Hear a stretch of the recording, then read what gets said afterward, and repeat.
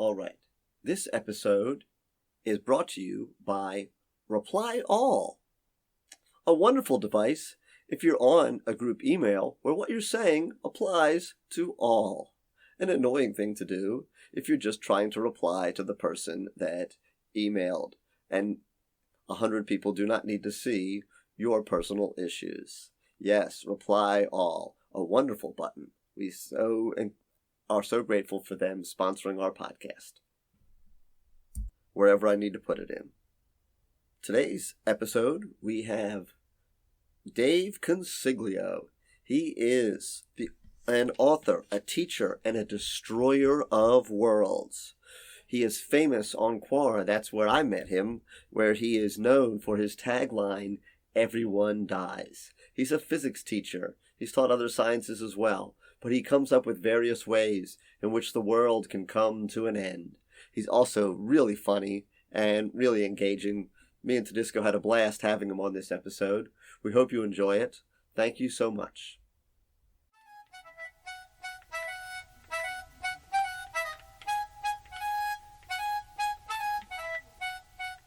We have 4 seasons: winter, winter, winter, and construction. That's all we have. Nice. Yeah. I do love construction when the cones are in bloom. The bright orange and the sound of the jackhammers and their mating call. Oh my goodness. See, and he's from upstate New York. Where the other joke I guess with that is my cousins lived in Buffalo, and they said they had 2 seasons, winter and the 4th of July. Got it. So yeah, it's pretty similar. We probably should introduce ourselves. I'm Dave. Hey, I'm William. Okay, or Mealy. Just go by Mealy. Mealy, gotcha. I'm Tedisco, like to run or to jump. So he teaches English. I teach math. All right, I'm on Quora. He's not. So I kind of have brought him up to speed on who you are. So I've known who you are for I don't know how many years now.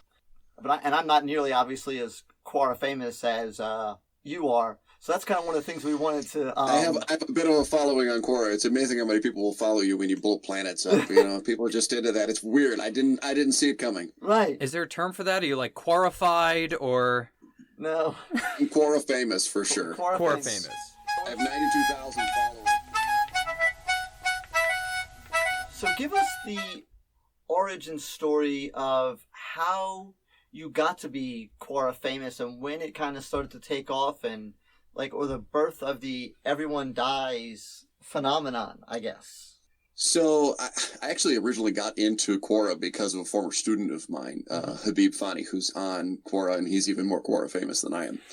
But he just emailed me one day and said, "Dave, this is the kind of thing that I know you would love, and you should check it out." So I actually tried it and didn't like it, and I was like, okay, this is kind of lame. And then a couple of months later, he sent me a link to a question about an astronomical event. And being a physics teacher, I was like, well, okay, I'll answer this one. And so after you answer a question on Quora, it recommends other questions for you.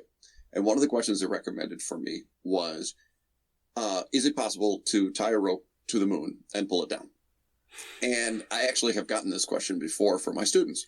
And all of the answers on Quora were super depressing. And people being kind of nasty to the question asker and saying, no, it's impossible. A rope can't be that strong. And the Earth is rotating and this and that. Not according to Frank Sinatra songs. Yes, there you go. Yeah, right, exactly, right? So, long story short, I was kind of mad about the answers that were available, so I wrote my own answer. I said, for starters, to all the curmudgeons out there who are like, no, it can't be done. Well, yeah, come on, have a little whimsy here. Let's imagine a world where we actually tried to do this. I said, okay, so can the rope be strong enough? Probably not, but okay, let's invent a really strong rope. And let's stop the rotation of the Earth and see what happens. As one does. Right? As one does. Right. And then, okay, can 7.5 billion people pull hard enough for this to happen? And what are the logistics involved in getting 7.5 billion people to all pull on a rope? And, there's babies and old people and stuff. You have to consider all this. So I wrote this rambling answer about, okay, babies are just going to hang on there because their weight will come in handy, and old people just suck it up and pull hard. This is the last thing you're going to do, because if you pull the moon into the Earth, everyone is going to die because you're going to put a crater in the Earth the size of the moon, which is roughly the size of the Pacific Ocean. Right. It's a big hole in the ground. Right. And you're going to get magma and, it's going to block out the sun and all kinds of stuff. And I ended it with, like everyone dies. And I got so much positive feedback from this answer. For starters, people were laughing their heads off going, this is just the funniest thing ever. And two, people started asking me more questions like, well, what about, if we got hit by a giant space tomato? Or what if the sun went supernova? Or what if Serena Williams was a goddess and she could hit a tennis ball the size of Venus and that ran into us? I mean, just bizarre, crazy stuff. So I started answering all of them. 92,000 followers and 90 million views later, or some crazy amount, and a book. I wrote a book. Yeah, I have the copy of the book here. I bought your book, and we'll definitely. Oh, that's so cool. Yeah, I got it right here. Oh, here, hey, here's your book. Okay, that's awesome. And my amazing wife designed a cover. Oh, I do love the cover. That's cool. Okay. Yeah, she's actually super talented. Me, okay. I'm kind of a hack, but this is what she does for a living. And all you had to do was destroy humanity a couple dozen times. Right. It is amazing how many ways you can end humanity. You really don't think about these things on a day-to-day basis. It's kind of depressing, but and we'll put links to that's awesome. Your Quora profile and the book. I guess it's 2 books because you got the other book with Bates and some other person who I don't know. So after we wrote the first one, there are a bunch of teachers on Quora, and one of them, Matthew Bates, who is also super popular on Quora. Yeah, and going to be on our podcast in a couple weeks as well. Oh, that's awesome. Yeah, so I'm. Yeah, it's a great guy, and it's funny too because I've gotten really involved in politics on Quora, and I'm super liberal, and he's super conservative, and it's kind of proof positive that the two sides of that political coin can get along really well because he's a great guy. I disagree with literally everything he says on politics, but hey, right? Yeah, he wanted to write a book about just sort of the fun, silly stories that teachers invariably collect, and that you guys are putting a ton of in your podcast, which I love. By the way, I'm totally hooked. Thank you. Because we know they're out there, and we couldn't find a podcast because we have that did what we're doing. We have the most ridiculous job on the planet. Yes. Crazy stuff happens every day. You don't have to make it up. There's a story in Matthew's book about, for a couple of years when I first started teaching, I made zero money, as I'm sure you're well aware. Right. And so I took all the odd jobs I could, and one of them was building sets for the plays. So one day we were doing a performance, and somebody had removed the weights from the curtains. So the curtains have these big, heavy iron weights. Yeah. Because they weigh 1,000 pounds, and you need a counterweight on the pulley system. Right. Yeah, like getting the moon so down. somebody had stolen the weights from one of the curtains that we needed. Because people used them as doorstops because they make really good doorstops. Okay. And this is the night of the show. So we're trying to get this curtain to stay down or go up. It was go up. And we had no counterweights. So I served as the counterweight. So I held onto the rope. And the students are pulling as hard as they can. And I ended up like 20 feet in the air. Hanging onto the rope for like 2 minutes. I thought I was going to die. I thought I was going in pitch blackness, no doubt. Oh, my goodness. I'm just like holding onto this thing like, this is crazy. I can't wait for this to be over. And we knew it was only one scene we needed this thing down. And then they pulled it back up. And I had rope burn on my hands. It's just the crazy things that you do. Like I signed up to be a science teacher and ended up being a living weight for a curtain. You could make this stuff up. No. You're definitely the smartest sandbag they've ever had. There you go. I mean, as sandbags go, big brain time. Right. So this is the thing, we were talking about this, I thought with a fellow teacher, how we don't have to make stuff up for the podcast. So I'm out in the trailers. Because they don't want kids that don't belong in the trailers in high school getting into the bathrooms, every trailer teacher has a bathroom key. All right?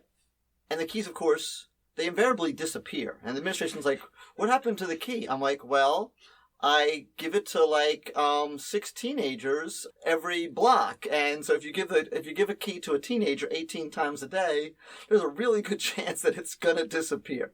So anyway, the other day, one kid had the key, and they're leaving the bathroom, and the other kid pops out the door and says, hey, I need that key. So kid A throws it to kid B. Guess where the key ends up? On the roof of the trailer. That's what they do. They just do stuff. Of course. Right. It's like, oh, I didn't realize part of my job is now to find a ladder, climb on top of a trailer, and get a key Because some kid didn't have enough sense. In their defense, who told them To wind just was a hand thing? the key to the next kid. No, you have to throw it because you're 14. Yeah, right? no, absolutely. It's a personal challenge. It's like when you see an exit sign. It needs a high five. It does, yes. Every time. We have to jump. And this is why all of the exit signs are broken at all times. Those federally mandated exit signs, yes. Yeah, absolutely. But only in schools, right? They Right. can put up an exit sign in an office building. It's there for 90 years and it works perfectly fine. Yes. So do most of the coworkers. Yeah.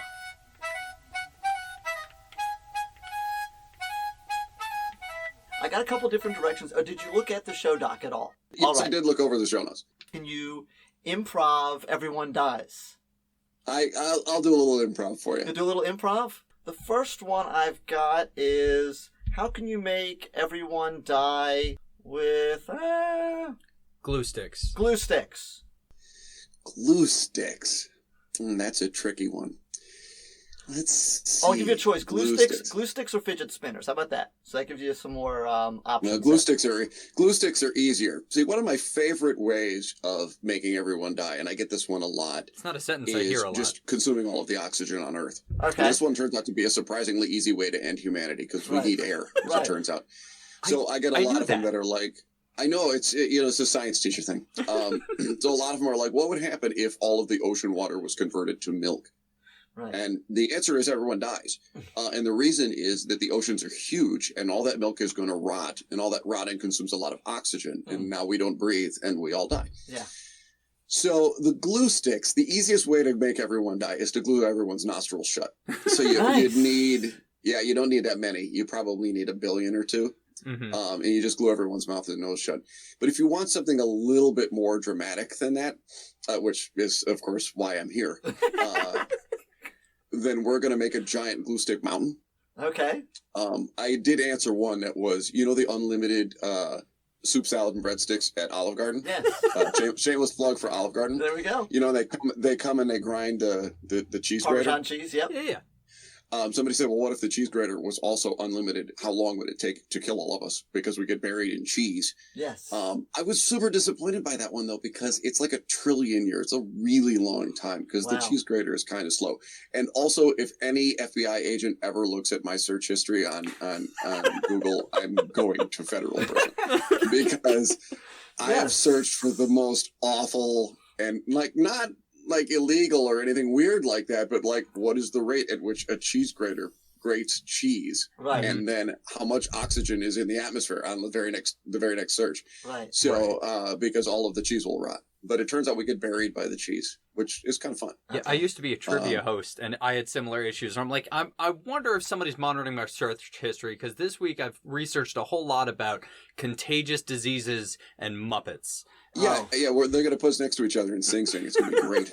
This is barely related to that, but this is, I don't know, it's about 8 or 9 years ago, and so the internet was not quite new, but it was new-ish. Another teacher were talking about things you shouldn't have to search on the internet. So they had a young child at the time, and the nipple had somehow gotten lost or damaged. So when her husband searched replacement nipples on the internet... Oh, God. I can't even imagine.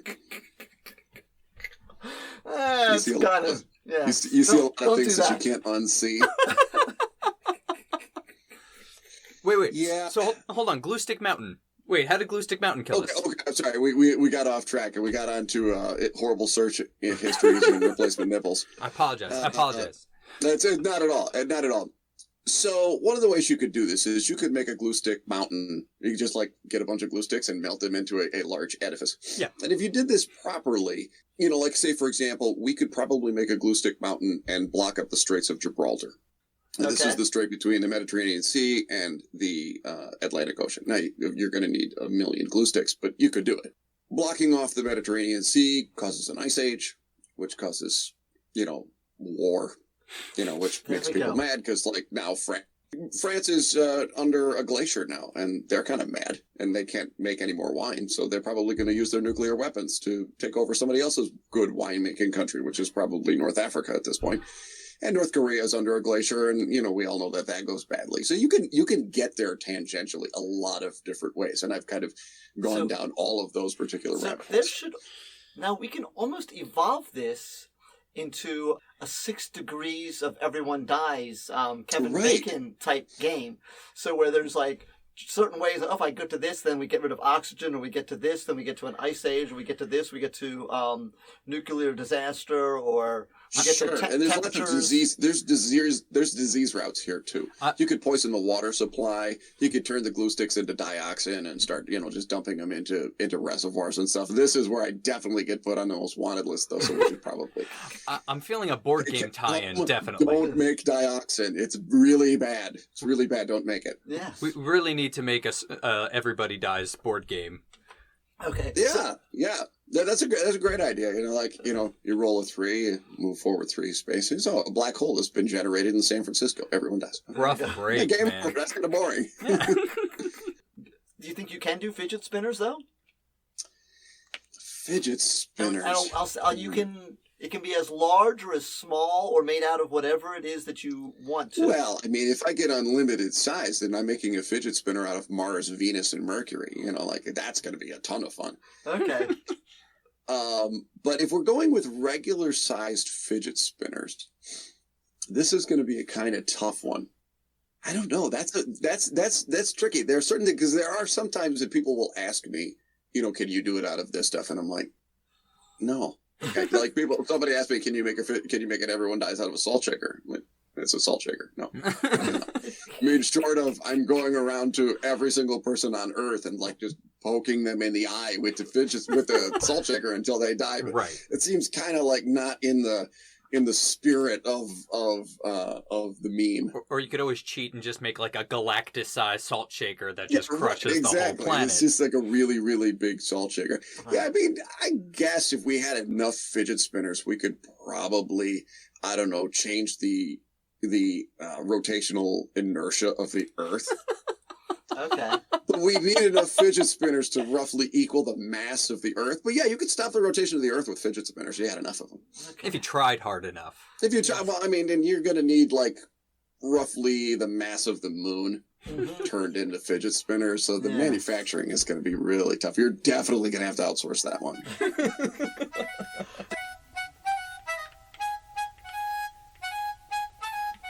You're the third science teacher that we've had on here, and so this is our go-to with science teachers, because I think that there's lots of different ways that this can happen. So what is a science lab that everyone hopefully didn't die in your classroom, but that like you didn't anticipate how the science lab was going to go and it went a little sideways? It's funny because this one I did read, and I have been extraordinarily fortunate. I'm going to knock on wood here. I've had remarkably little trouble with labs, and I'm a chemistry teacher, so you would think at some point somebody would have set something on fire or blown knocked something over. And there have been a couple of minor, a kid knocked over a Bunsen burner once, and so flames were kind of shooting out sideways, and everybody freaked out. But the tables are fireproof, so they weren't really in any danger. The one thing that did come to mind, though, was that I had a blind student one year. Oh, wow. And I have a rule in my classroom. You don't graduate from my chemistry class unless you can light a Bunsen burner. And I didn't want to change that rule, but I have a blind student. So it turns out, no joke, she's actually a chemistry major at Wayne State, which is in Detroit. Good for her. She was just wicked smart. Really, really fantastic student. But we had to have about a 5-day conversation about her lighting a Bunsen burner, because I really wanted her to be able to do it. But there's some safety risks involved there. You gotta scaffold that. Yeah, you're seriously scaffolding that. So, luckily there's a lot of auditory cues. You're turning the gas on until you can barely hear it. Mm-hmm. And then you're feeling it's like she could feel the striker and kind of get everything into position. So the day that we did this, other students were in the room, and they were the mature high school young people that they were. They were all calm and reserved and you know, with British they're accents. freaking out and they're clamoring at the door because they think, you know, like I said, they're not being particularly mature or helpful as high school students are wont to be. So anyway, they're kind of acting a fool. But in the end, she lit the Bunsen burner on the first try, and Good for her. all went as I would have hoped. Was there applause? The kids were pretty excited about it. Like it was kind of neat, and it really, like it. I think the other students kind of thought, like, oh, you know, teachers say that everybody has to do something, but you know, they're really lying, and they're like, no, he's not lying. Like you really do have to light a Bunsen burner, even if you're blind. Are kids generally afraid? Are there a lot of kids that are afraid to light a Bunsen burner? Oh my, you would have no idea. Some kids are absolutely terrified. And I tell them, like, if you've ever seen a gas stove, it's just a single burner gas stove. It's not that scary. And when I light one, I hold the striker over top of the burner and I'll keep my hands there for like 30 seconds. I'm like, look, see how I'm not burning? Oh, look, still not burning. Oh, okay. My hands are slightly warmer now because these things are designed to be super safe, right? But we do forget, we've talked about this before, there's kids that this might be their first experience with fire, maybe outside of a birthday candle, which maybe they've never even been allowed to light a birthday candle. And so this might be their first experience with fire. So that's right. And that's exactly what I find is that some of these young people are 16, 17 years old and they've never been allowed to light a candle. They've never seen a campfire. They've never used a stove. So they have zero experience with fire, which is one of the reasons I do the activity, because it's really valuable for them to like, okay, look, you have made fire. And I used to, when I was an early teacher, I used to be able to quote Castaway and be like, I have made fire, you know, and kind of make a big deal. But they have no idea what that is. 2020 and they're like, Tom Hanks? Oh, yeah, right. He's Woody from Toy Story. There we go. Yeah. In that class, though, I would feel bad for the kid who failed lighting the Bunsen burner after seeing the blind girl do it. Like, because I know that would be me. Well, and it's funny because I don't let them give up until they pull it off. Awesome. And sometimes they got to go back at it 3 or 4 times because they'll sit there and they'll get hands get sweaty and they get onto it. And I'm like, it's okay. But usually the social pressure is usually kind of what gets me there, is that they will see all of their friends do this and then everybody laughs and then it's okay that it takes you 5 tries. And it's kind of a good team building thing. You know, it gets everybody we always do it like really early in the year. So it kind of gets everybody on the page of say, look, you know, not everyone's going to be great at this at first. It's okay. That's awesome. As you well know, part of our job is just face palm. Yes. Why did I do this? Mm-hmm. I think I could literally be in a cubicle right now, and that would be so wonderful. And people complain about that, and I'm like, you're crazy. Yes. But then other parts are just like so heartwarming and so like, this is what I want to spend the rest of my life doing. And I think that's what so many people get wrong about teaching, is they think it is one or the other. Right. They think it is either, oh, I could never do that, the kids are terrible, or, oh, it's got to be like, you know, Dangerous Minds, Stand and Deliver every single day. No, it's like, no, it is neither of those things. No, and a little bit of both. Yeah. Yeah, it's definitely a little of both. There are definitely days of like Stand and Deliver where you're like, yeah, right. I'm those kids, channeling my inner Jaime. Those kids are, but they're like you said, they're going to be those kids who, when they light a candle or when they light something else or go to a campfire, they'll be like, they'll be like telling their kids a story like, let me tell you about when Mr. Consiglio had me light the Bunsen burner and I really didn't want to do it, but he made me do it and da-da-da-da-da. And it's those moments that are like, some of them we're aware of and most of them that we aren't, that makes being a teacher really cool because we get to have that impact on young lives and then we don't even know that it happened and there's stories being told about us for years because of something that we said or had them do or something goofy that happened in the class. It is definitely the best thing about the job. There's a piece of advice I got when I was doing my student teaching that I've told a million people, and I'll share with you. The guy I did my student teaching with, I was 21 years old, and he had been teaching for 37 years. Wow. So he knew more his pinky than I knew my whole body.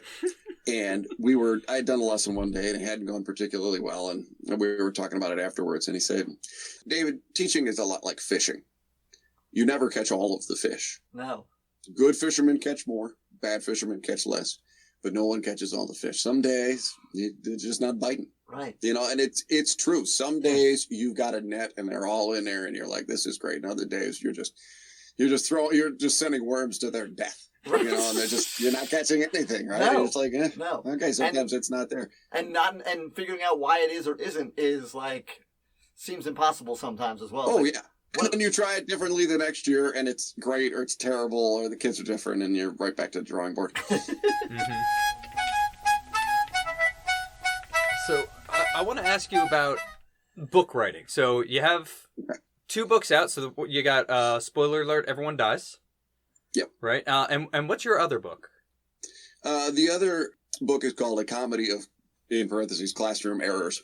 And actually, I have a third book. I've written a chapter of a chemistry textbook, which was a totally different experience because that was, totally nonfiction. And although I guess the other 2 are, Everyone Dies is fictional, but it's, it's fact-based. And Comedy of Classroom Errors is factual.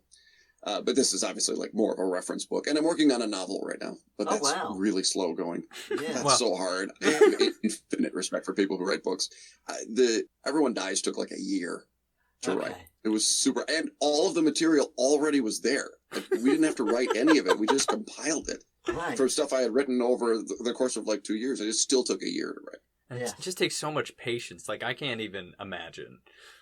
Well, and what's more is the paper copy you have in your hand is riddled with typos. It makes me so mad every time I pick up a copy because I proofread this 50 times. And Eddie Wetmore, who actually I would never have written it if it weren't for Eddie, so I have to give him a shout out. He was also on Quora, and he just messaged me one day and said, "Dave, I help people write books. You have a book here. You want to write it?" And I was like, "I don't know what the heck I'm doing." And he goes, "I'll walk you through the process. I'll do everything for you. You just give me the material and we'll publish it and we'll split the profits 50-50, which has turned out to be really good for him because let me tell you, I have made him hundreds of dollars.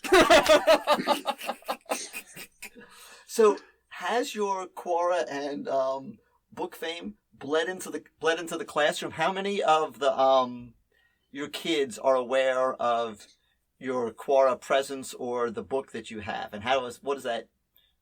Tell us about that. Very, very few. At present, 0 of my current students. I've kept it that way on purpose. This is probably the most common question that I get. I don't really see a problem with it, but at the same time, the topic of the book isn't exactly the sorts of things a school board member might be super thrilled to hear about. Right. So, just in the interest of self-preservation, I've decided to more or less not publicize this all that much.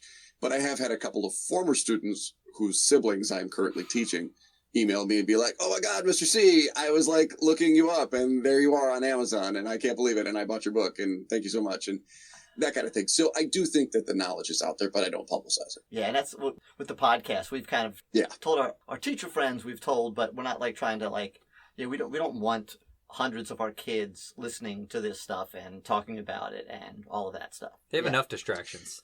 Yeah, seriously. And I mean, it's kind of a shame because in a way, I mean, what you guys are doing is amazing and fantastic. And I agree with you. There's nothing out there for teachers. And I mean, there's millions of us. So there's an audience. But at the same time, if you say something even remotely, I mean, it doesn't even have to be, inappropriate. It could just be something that could be misinterpreted. Mm-hmm. There's always a parent or a board member or a superintendent that you worry oh, is this going to come back to me in a negative way? So yeah, believe me, I totally get it. Do you have any questions that have come up on your Quora that were just some of your favorites to answer? 2 or 3 that just jump out at you and you're like, "Oh man, that was a good one." Yeah, one of my favorites is what's the worst case of plagiarism you've ever seen? I think it was my first or second year teaching. I had a young lady who I knew was copying off of her boyfriend's tests, and I could never really catch her. She was pretty good at it. Mm-hmm. So one day she was absent for the test. And so I wrote a second version. And it was a test about biomes. So it was tell me about an adaptation of animals in the rainforest. List 3 adaptations for animals that live on a coral reef, this sort of thing. And I changed all of the biomes, but left the test otherwise the same. And then I purposely ignored her while she was taking her test in the hopes that she would cheat, which she gleefully did. And she told me about how animals in the tundra need to be colored green so they can camouflage with the trees. And she told me about how animals in the ocean need thick white fur so that they're invisible against the glaciers and stuff like this. But she just didn't read the questions. She just copied word for word what her boyfriend had written. And the boyfriend was pretty smart. He was getting an A in the class. And his answers were all very good. And her answers were all very good, too, for the wrong test. So afterwards, I passed back the test. And it's got a 0 on it. And she's immediately really mad at me. Well, Mr. C, I didn't cheat. You can't prove that I cheated. You weren't even looking at me, blah, blah, blah. And I said, well, no, I didn't think you were cheating. You just got all of them wrong. I'm just straight face, as calm as I could. No, you just got all of them wrong. I'm really sorry. She goes back to the boyfriend and she starts hitting him. You told me that you got an A on this thing. And she's like hitting him in the arm. And he's like, sweetie, I did. I got a 94. What's the problem? What's the problem? And she looks at the test and looks at his test and sees that they are different. And she comes back up to me and she goes, Mr. C, that's not fair. If I knew you were going to give me a different test, I would have studied. There you go. And I couldn't, you're never supposed to laugh at a student, right? But I just couldn't help it. It was in stitches. Tears were coming down my eyes. And there's other kids in the room and they're cracking up and I'm just like, Oh, okay. That is good stuff. How dare you give her a life lesson she wasn't prepared for? I mean, the audacity of it, really, too much. But that answer alone has, I think, 1.1 or 1.2 million views. Nice. It's crazy. That one made the book too. Yes. So that's one of those that you couldn't make it up. No. That's just it's a real thing that happened, and you're like, well, okay. They do.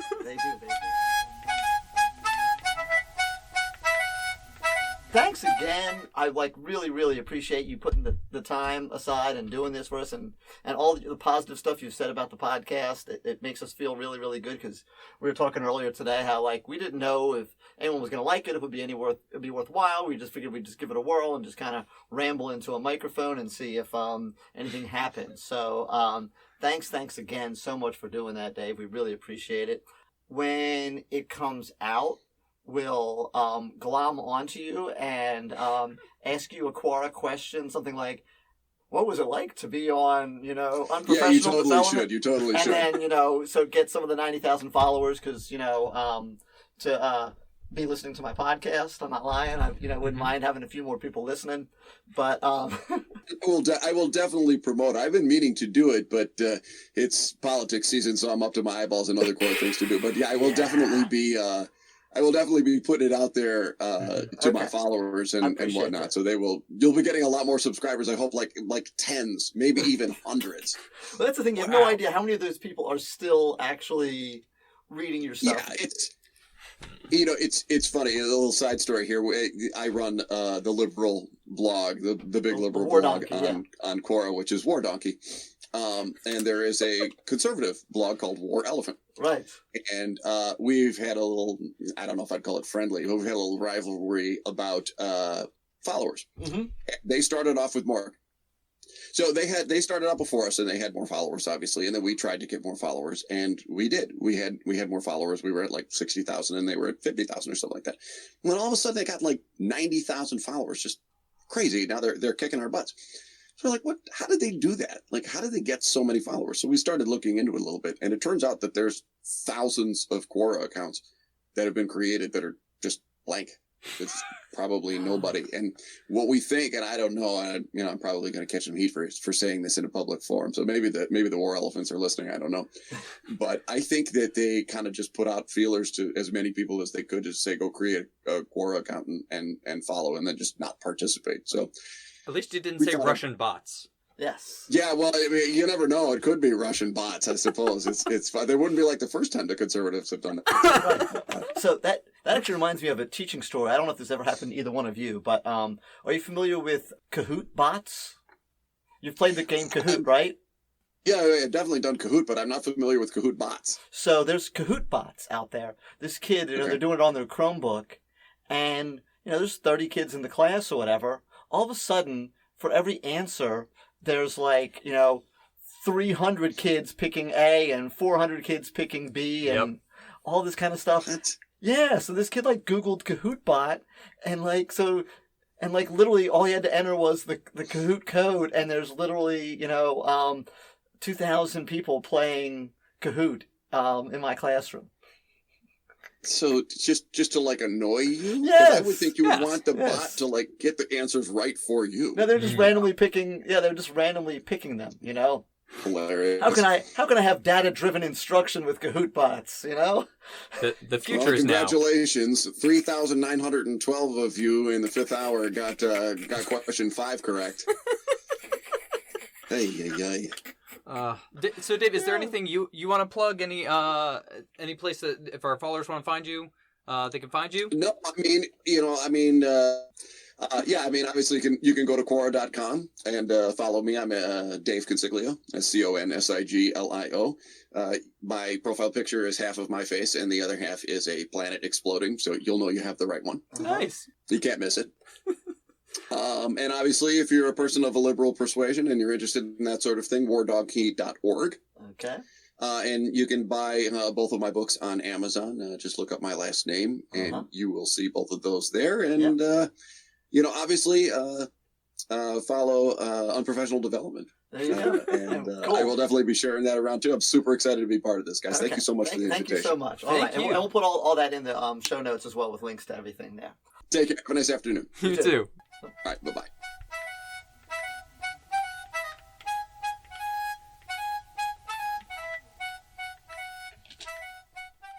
Thank you so much. That concludes today's episode. We appreciate you listening all the way through. So if you've listened this far, you obviously are either tied up in a room or you really liked what you were hearing. So please share this podcast with your friends, with your neighbors, on your social media. Please click subscribe if you are listening to it on some type of app where you can subscribe. Also, please follow us on Twitter, unprocast. We are at unprocast now on Twitter, so you'll get episode information and random stuff. Also, if you want to email us at at unprofessionaldevelopmentcast@gmail. Alrighty, and I really want to have a big shout out. We now have listeners in Great Britain and in India. We are international, baby. So I just want to let them know that we know that they're listening and want to let them know that we appreciate that. We're going global, baby. Look out, Joe Rogan. Thank you.